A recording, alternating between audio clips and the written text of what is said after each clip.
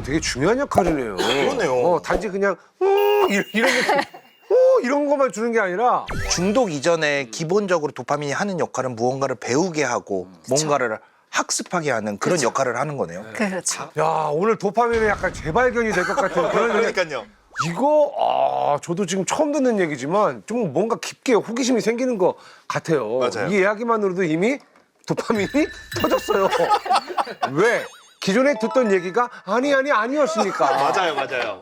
너무 기대가 많이 됩니다. 네. 그럼 이제 도파민에 대한 이야기를 좀 시작을 해야 될 것 같은데, 자 박사님, 네. 도파민이 뭡니까? 호르몬입니까? 뭡니까? 네, 예. 제가 이 얘기를 정말 여러 번 하고 다녔는데 예, 정말 여기서 사람들은 꼭 대부분 말하고 싶어요. 호르몬으로 알아요. 맞아요. 행복 호르몬이라고 알고 계신 분들이 예, 너무 예. 많은데 예. 아닙니다. 호르몬이 아니에요? 아니에요. 그럼 뭐예요? 호르몬은 그 혈액을 타고 몸 전체를 순환하면서 신호를 전달하는 물질을 말하고요. 네. 그 도파민 같은 경우에는 몸 전체를 막 도는 게 아니라 예. 특정 기관 안에서 분비된 기관 안에서 예를 들면 뇌 안에서만 작동하는 신경 조절 물질이에요. 신경 조절 물질이다. 네, 심장에도 있고 다른 영역에도 있긴 한데 하여튼 몸 전체를 막 도는 게 아니라 뇌에서만 분비됐으면 뇌에서만 작용하고 뇌는 분비하고 네. 얘네들은 여행자는 아니다. 네, 여행자는 네, 아니다. 우리처럼 비유 너무 좋습니다. 이동을 하진 않는다. 네. 근데 할 수도 있지 않나요? 못할 이유가 못하는 이유가 네. 도파민은 이 혈내 장벽을 못 넘는 물질이에요. 우리 몸에는 뇌가 너무 소중하니까 피를 타고 아무거나 못 건너가게 방어막이 있어요.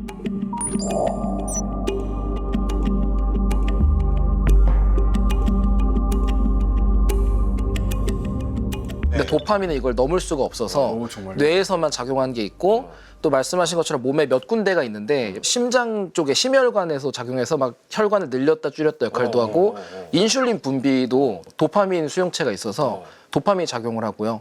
그러니까 되게 여기저기세요. 물론 그것들도 피를 타고 도는 게 아니라 거기서 만들어져서 그곳에서만. 조절하는 역할. 독립적으로. 신경 전달 물질인데 그럼 이 신경 조절 물질. 조절 물질 두 개가 달라요. 달라요? 네. 지금 말씀하신 게 신경 조절 물질. 조절 물질. 신경세포 두 개가 가까이 만나서 신호를 주고받는 부분을 시냅스라고 하거든요. 시냅스. 네. 이 시냅스를 통해서 원투원으로 전달이 돼서 상대방 신경세포를 직접적으로 억제하거나 그다음에 활성화시키는 애를 신경 전달 물질이라고 하고요. 조절 물질은 네, 조절 물질은 말 그대로 얘는 주로 원투원으로 안 되고 주변에 그냥 방사가 돼요. 주변에 있는 애들 다 받아라 하고 방사가 돼서 그 애들의 작용 방식을 다 조절해 주는 거예요. 말 그대로.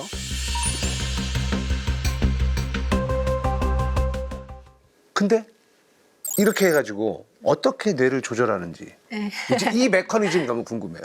만났다? 네. 뇌에서 뭐 어떻게 조절할 거예요? 네, 어떻게 할 거예요?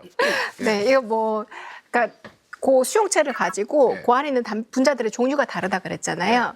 수용체도 도파민 농도에 따라서 반응할 수 있는 게 달라요. 예를 들어서 전전두엽 같은 경우에는 얘가 주의 집중 같은 데도 좀 역할을 하고 있는데 어떻게 만드냐면 억제성 신경세포랑 흥분성 신경세포의 활동을 조절해서 신호가 어떤 흥분성 신경세포가 신호를 대충 적당하게 받아도 막 활성화될 수 있게 만들어요. 그 도파민 농도가 중간일 때. 그래서 D1 수용체가 막 활성화돼 있을 때는 중요한 정보 몇 개만 내가 머릿속에서 생각할 수 있는 거예요. 뭔가에 집중하기 좋은 상태가 되죠. 근데 도파민 농도가 너무 높아. 그래서 D2 수용체가 전반적으로 활성화돼 있어. 그러면 억제성 신경세포 활동이 좀 억제가 되고 이런 변화들을 거쳐가지고 여러 가지를 넓게 대신에 창의적으로 생각할 수 있다. 창의적으로. 네. 근데 그보다 낮아. 그러면은 이제 뭔가 동기부여도 안 돼 있고 한 가지 집중해서 하기도 힘들고 게을러져요? 네, 좀 산만한 게 머물러 있는 상태가 되겠죠. 도파민의 이런 역할이 이제 학습을 하는 환경 같은 것도 만들 수 있겠네요. 이제 주의력 집중이라든지. 그렇죠. 주의력 집중 이런 데서 되게 중요한 역할을 하죠. 특히 전전두엽에서는. 이 수용체 역할이 크네요. 그럼 수용체도 어느 정도 관리가 좀 필요하겠네요. 그죠? 자기가 알아서 조절이 되죠. 암페타민 같은 거 복용을 해서 도파민 농도를 확 높여버리면 암페타민요? 암페타민. 마약. 그 마약. 마약. 그래. 예. 이거 예상보다 너무 많이 나왔네. 도파민 신호가 너무 센데? 하고 도파민 수용체를 알아서 줄여버리기 시작해요. 그래서 항상성을 지킬 수 있는 범위에서 뇌 속에서 수용체의 발현량이 알아서 조절이 됩니다. 일단 거기에 딱 대응해서 네. 수용체도 조절이 된다. 네. 근데 만약에 천성적으로 뭐 유전적으로 병이 있어서 그 수용체에 문제가 있다 이렇게 되면은 그런 것들은 약으로 치료를 할 수가 있는 건가요? 죄송합니다. 제가 그거는 잘 모르겠어요. 의사 선생님은 아니시라서. 일단 주문이체에 중요한 수용체들이 없을 정도면 과연 살 수 있을까라는 그럴 수는 움직이기가 있겠네요. 애초에. 힘드니까. 예. 아마 제 생각에는 그 정도 문제면 살긴 살 것 같은 게 구조가 비슷한 다른 게 약하지만 역할을 할 것 같아요. 인간의 노르에피네프린 같은 경우에도 거. 유전적으로 문제가 있으면 그 노르에피네프린이 약간의 역할을 유사하게 한다까지는 알려져 있어요. 그래요? 근데 이제 정상적이진 않겠죠. 우리가 기대하는 만큼까지. 박사님 그러면 좀 더 좀 뭐 질문을 또 해보자면 예를 들어서 제가 이제 연애 프로그램 지금 진행을 하고 있잖아요. 예, 보시죠? 네. 그게 그냥 별 우여곡절이 다 있어요. 예, 막 갈 것 같은데 안 가고 막 싸우다가 마지막에 이제 최종 선택 전이야. 야, 이거 선택을 할까 말까. 최종 커플이 될까 말까. 막 그러잖아요. 그러면 이제 그 될까 말까. 어떻게 될까. 이때부터 도파민이 계속 나오기 시작하는 겁니까? 아니면 최종 커플이 됐습니다 할 때 도파민이 터지나요? 이게 궁금합니다. 이거 많이 궁금하실걸요? 네. 저 진짜 제일 궁금해요, 사실. 네, 어느 단락에서 터질지. 정확하게는 네. 내가 예상보다 많은 보상이 주어질 때예요. 많은 보상이 예상될 때. 좀 더 쉬운 예를 들게요. 예. 자, G한테 T 모양의 메이즈를 이렇게 그 미로를 이렇게 걸어가다가 오른쪽으로 딱 하면 내가 보상을 줘요. 그러면 이 질문을 바꾸면 뭐가 되냐면 G는 달려가는 동안에도 도파민을 분비할까? 아니면 먹이를 딱 본 순간에만 도파민이 분비될까? 그렇지, 그거예요. 예, 그죠? 그렇죠. 네. 근데 사실 G 입장에서 생각을 해보세요. 걸어가다 보면 이 G는 이제 얘가 몇 번 가봤으니까 안단 말이야. 이제 조금 더 가면 내가 이쪽으로 가는 또 그 먹이까지 가는 길이가 짧아지고 있어. 먹이에 대한 예상이 점점 커진단 말이에요. 그렇죠. 그럼 그 커지는 게 뭘로? 도파민으로 반영이 되겠죠. 그래서 도파민이 점점 증가하는 모양의 신호가 나오게 됩니다. 그럼 이미 빌드업 되면서부터 계속 네. 도파민이 터지기 시작하는 거구나. 네, 예. 자, 그럼 이제 이 G가 똑같은 경험을 여러 번 반복한다라고 해봅시다. 그러면 당연히 보상에 대한 예측의 정확도가 높아질 거고요. 이러면 도파민은 점점 덜 나오게 돼요.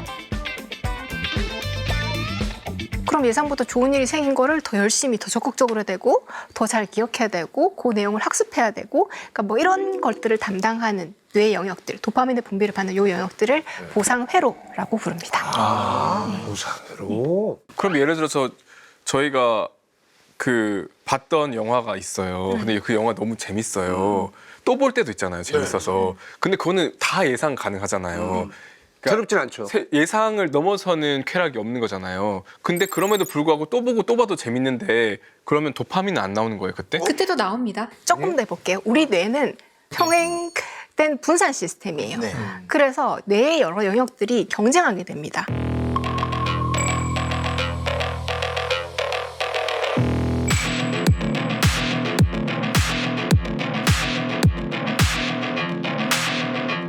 에스컬레이터를 타는데 그 에스컬레이터가 고장난 상황을 생각해봐요. 네. 우리는 그런 거 한두 번 본 거 아니고 머릿속으로 알아요. 저 고장난 거고 계단이랑 똑같은 거라고 그냥 알아요. 오늘 똥 밟았네. 그렇죠, 뭐. 그렇죠. 네. 근데 머릿속에서는 고장났어, 계단이랑 똑같아만 있는 게 아니라 쟤는 에스컬레이터라는 정보가 두 개가 있는 거예요. 두 가지가 경쟁을 합니다. 그렇죠. 그래서 어떤 일이 생기냐면 에스컬레이터를 고장난 거 알고 발을 디뎠는데 몸이 기우뚱해요. 왜? 얘는 에스컬레이터라는 정보와 얘는 고장나서 멈춰있어라는 정보 두 개가 경쟁하기 때문입니다. 근데 내려가다 보면은 이제 얘는 멈춰있어라는 정보가 누적이 되면서 이제 평평하게 내려갈 수 있게 되죠. 말씀하신 것도 같은 것 같아요. 내가 다 알아, 스토리 다 알아. 예상할 거 없어. 근데 머릿속에 어떤 부분에서는 거기에 대해서 완벽한 예측이 일어나지 않는 거예요. 그래서 그 예측의 차이, 미묘한 예측의 차이가 이제 조금 더 기쁨을 만들어낼 수 있겠죠. 즐거움과. 그래서 방금 말씀해 주셨을 때 도파민의 역할이라고 하는 게 기대보다 더 큰 보상이 주어졌을 네. 때 도파민이 나온다고 네. 라는 거잖아요. 그게 저는 좀 약간 되게 신선하게 다가오는 게 우리는 보통 도파민이라고 하는 것이 그냥 약간 쾌락에 뭔가 그냥 그 어떤 자극을 보면 그 자극이 우리한테 쾌락을 주는 것처럼 느껴지지만 쾌락 그 자체라기보다는 기대했던 쾌락과 실제로 받은 쾌락의 차이와 관련된 신호라는 거잖아요. 그렇죠. 그 동물한테는 뭐가 제일 중요하냐면 움직임의 에너지가 쓰여요. 살 빼고 싶을 때 운동하잖아요. 네네. 그럼 이 귀한 에너지를 내 생존과 번식에 필요한 데만 써야 된단 말이에요. 그러려면은 세상에 대한 예측을 잘 하고 나한테 도움이 되는 행동을 움직임을 만들어낼 수 있어야 되는데, 그러려면 예측을 잘 하려면 어떻게 해야 돼요? 예측보다 좋은 거 있을 때 틀린 것만큼 교정을 하는 게 필요한 거죠. 네. 그래서 그래야 행동도 바꾸고 작업 기억도 바꾸고 뭔가를 바꾼 행동이 나타나게 되는 거예요. 작업 기억? 뭐죠 이게? 필요에 따라서 일시적으로 필요한 정보만 띄워넣는 그거를 작업 기억이라고 불러요. 작업 기억. 아. 우리가 이거를 계속 도파민이 쾌락이라든지 흥분이나 이런 거랑 연관짓다 보니까 다시 보거나 했을 때는 자극이 적어져서 그렇게 안 될 거다라고 생각을 하는 건데, 네. 사실 도파민을 뇌학 쪽에서는 만족감이라고 오히려 말을 해요. 만족감. 왜냐면 우리가 같은 걸 알고 스토리를 알아도 내가 이걸 보는 거에서 느껴진 만족감이 있을 거고. 근데 그러면 조금 다른 해석이 다른 거 아니에요? 저는 완전히 달라요. 오? 왜냐하면 네. 쾌락이라는 단어도 사실은 뇌과학에서는 되게 그렇거든요. 왜냐하면 과학이라는 것 자체가 그렇다는 게 별로 안 좋아한다는 거예요? 쾌락이라는 단어를요? 뇌과학에서? 주관적인 거잖아요. 아, 그렇죠. 과학은 철저하게 밖에서 해서 누가 해도 측정할 수 있는 객관을 위해서 왔는데, 만족이든 쾌락이든 주관이란 말이에요. 네. 근데 그래서 그 주관을 가지고 얘기하는 거 자체가 물론 좀 이렇게 정확하지 않은 표현이라고 느껴지는 것 같아요.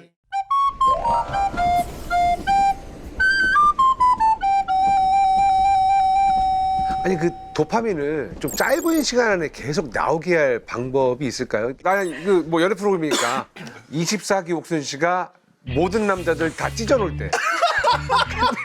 그때 짧은 예상치 시간에 못했던. 여기도 다 전문용어로 죽여놓는다고 그러죠. 그냥 완전히 꼼짝 못하게 만들 때 아, 너무 그때 재밌어요. 짧은 시간대 계속 도파민이 막 뿜뿜 거렸거든요. 너무 재밌었거든요. 그러니까 짧은 시간 안에 그렇게 뭐 터지게 할 수 있는 방법이 꼭 시청자가 아니라도 뭐 없을까요? 뭐 있죠. 내 예상보다 좋은 일이 계속 생기면 돼요. 아, 좋은 일이 계속 생기면 터지는구나. 그냥 암페타민이 제일 확실해요. 보통. 네, 그건 안 돼. 그건 일리거리잖아요. 일리거리 아니라 이건 실제로 의료용으로도 쓰는 것들도 있기 때문에. 의료용. 근데 사실 아까 말씀하신 것처럼 두 종류가 있어요. 자바체는 글러브 같은 수용체라는 게 있고, 공을 다 받았으면 이 공을 다시 모아 가야지 또 할 수가 있잖아요. 네. 그래서 이걸 운반하는 수송체라는 게 있어요.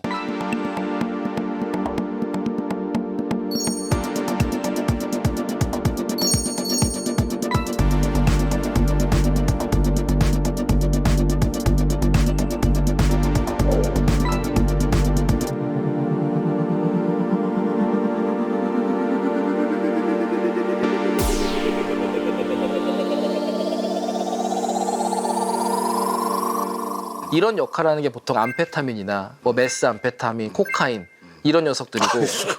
만나면 안 되는 근데 녀석들이. 재미있는 게 뭐냐면은 지금 말씀드린 이런 물질들이 도파민이랑 구조가 굉장히 비슷해요.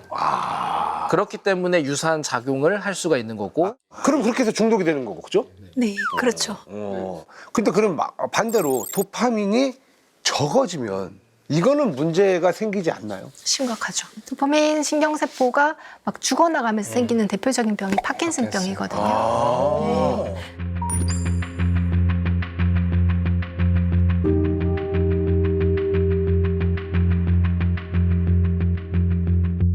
질문 하나 던져볼게요.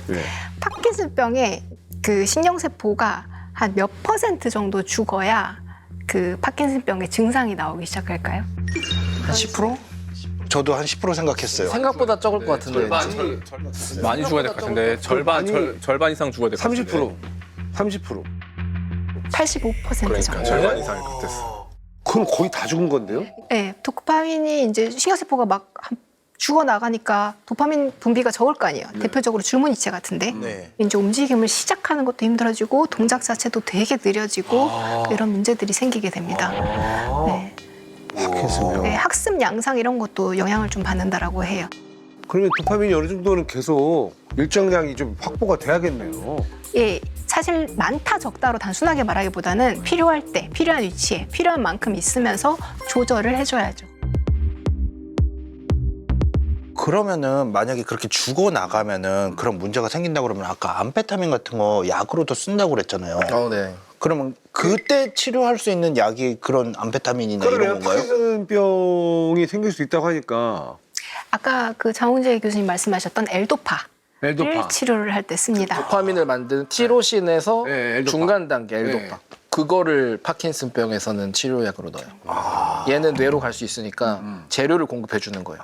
이걸로 도파민 만들어 하고 공급할 수 있게. 아, 근데 그러니까 암페타민을 약으로 쓰기보다는 그거 말고 좀 더 안전하면서 효과는 있어요. 아니, 그러니까 메틸페니데이트 막 이런 게 있거든요. 모르니까 들어봤으니까 아까 약으로도 쓴다면서요. 그러니까 이거 약 쓰는 거에 되게 흥미로운 게 뭐냐면 네. 우리가 파킨슨병이 사실 제일 유명한 그 도파민 부족의 문제인데 그거 외에도 몇 가지 질환이 있어요.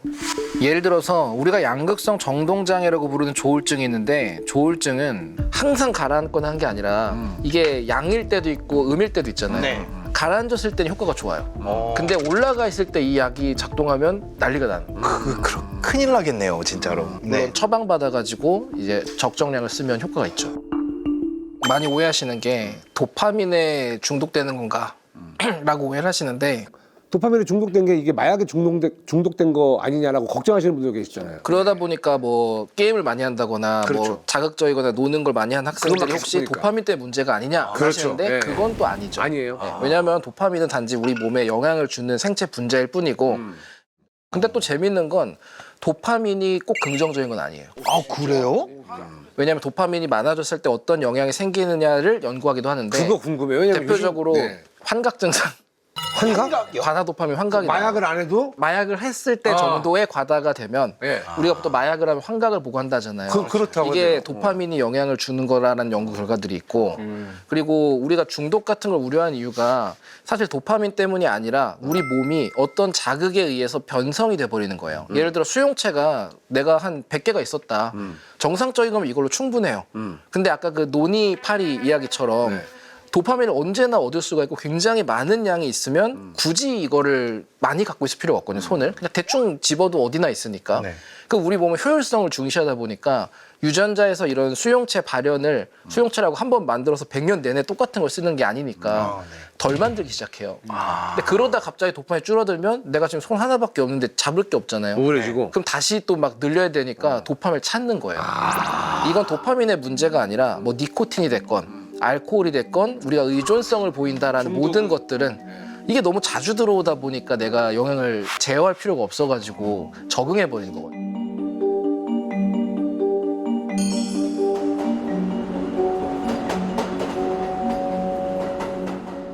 저는 여기서 진짜 궁금한 거 하나 있습니다. 중독은 왜 안 고쳐지나?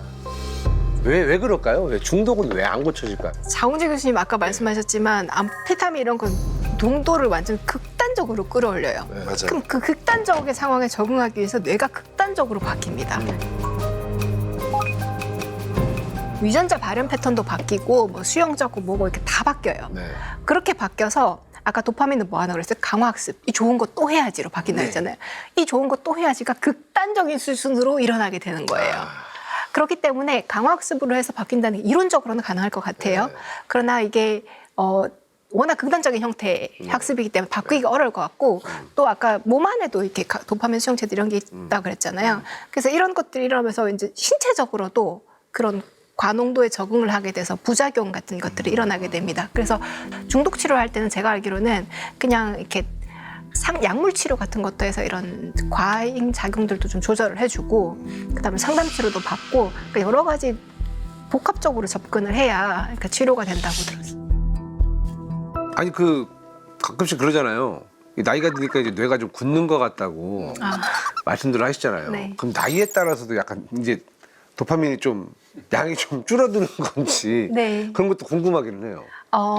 일단 나이가 아무리 먹어도 네. 나이 90이 넘으신 분의 뇌를 꺼내서 봐도 새로 생긴 그 시냅스 구조물이 발견된다고 할 시냅스 정도로 구조물이요. 예. 죽을 때까지 뇌는 굳지 않습니다. 그러니까 그냥 하는 얘기네. 정도는 다르긴 해요. 예. 그런데 뭐 건망증이라든지 뭐 이렇게 스스로 옛날에 번호를 잘 기억했던 게 기억이 안 난다든지 이런 거는 느껴지잖아요. 가소성 자체가 없어지진 않지만 가소성? 예. 가소성이 뭐죠? 환경과 경험의 영향을 받아서 유연하게 변해가는 특징을 말해요. 이런 가지의 모양도 계속해서 변하고요. 고기에 달려있는 시냅스의 세기도 물론 계속해서 많이 변하고요. 시냅스 세기가 변하고 시냅스 세기도 조절하게 되면은 어떻게 되는 거예요? 기억이 변하죠. 아, 기억이? 네. 우리가 일상에서 말하는 기억이라고 하는 거는 뭐 오늘 아침에 뭐 된장찌개 먹었다, 대한민국의 수도는 서울이다 이런 거지만 네. 그러니까 신경세포의 활동이든 어떤 부분이든이 일정한 상태로 어느 정도 지속된 시간 동안 유지되는 거를 다 기억이라고 볼 수가 있어요. 네. 기억이 변한다? 네. 사실은 시냅스 세기만 변하는 건 아니고요. 신경세포에서 상상할 수 있는 모든 부분이 다 변한다. 환경이나 어떤 경험을 통해 가지고 뇌가 어른이 돼도 굳는 게 아니라 뇌는 변한다라는 거죠. 그렇죠. 계속해서 업데이트를 변해갑니다. 했구나. 그렇죠. 그 업데이트를 할 수 있다는 것 자체가 굳지 않았다는 거예요. 그렇네요. 굳었다라고 하는 것은 변하지 않는다는 뜻이에요. 그래서 가소성이라고 하는 말이 어려운데 영어로는 하면 더 쉬워요, 사실은. 플라스티시티예요. 플라스티시티. 그게 뭐냐면 플라스틱에서 나왔어요. 우리가 플라스틱이라고 부르는 게 어떤 모양으로든 성형할 그렇죠. 수 있다는. 어떤 모양의 성형 유연하다는 뜻이잖아요. 네. 그런 것처럼 우리 뇌가 플라스틱처럼 여러 가지 상황과 경우에 따라서 바뀔 수 있다는 뜻이거든요. 예를 들면 세탁기. 얘는 처음에 설계에서 나온 대로 세탁만 할 수 있잖아요. 네. 기본적으로 세탁기한테 아무리 요리하는 법을 가르쳐도 요리를 할 수는 없잖아요. 그렇죠. 밥솥이 될 수는 없잖아요. 그런 거에 비해서 이 뇌라고 하는 것은 훨씬 더 높은 무한한 수준의 확장 가소성을 가능성이 가지고 어떤 것을 경험하고 학습하느냐에 따라서 거의 평생 동안 새로운 기능을 할 수 있는 게 이 뇌라고 하는 건데 그때에 굉장히 중요한 작용을 하는 것 중 하나가 바로 도파민이다. 네. 도파민이 우리의 뇌를 활성화시키는 데 큰 역할을 하고 있다. 학습을 이 하는데도 방송을 보시는 많은 분들, 여러분들이 나이가 더 드셨어도 여러분들의 뇌는 절대 굳을 일은 없다. 네. 도파민이 함께하는 한. 뇌가